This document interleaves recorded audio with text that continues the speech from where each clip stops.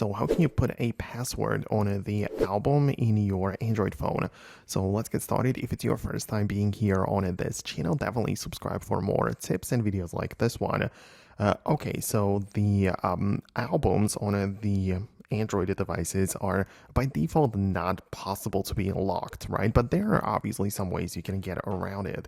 For example, if your phone supports what's called the secure folder, like my Samsung device here does, it is a place where you can put multiple different things and essentially lock it, right? So inside of my gallery, I would just open up any picture full screen like that, and when I tap on the three dots, I have the ability to move it to the secure folder.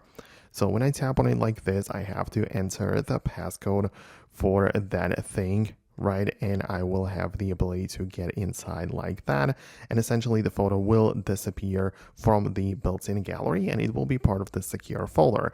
That is of course locked with a passcode, and you can find it among your regular apps right here if you go to the app drawer. So as I say, some devices do support it while others do not really appear, but if they do, it is a really nice way to lock albums or individual photos. Outside of that, if your phone doesn't have that, you can just open up the Google Play Store and just download an app which is going to be the like a replacement for that. So I would personally go to the calculator lock or calculator hide app, and as you can see, there are plenty of them, but the whole point behind it is that there are apps which essentially behave like calculators, even though they store photos in the background. So these are like very nice apps which don't appear to be like the gallery apps or anything like that.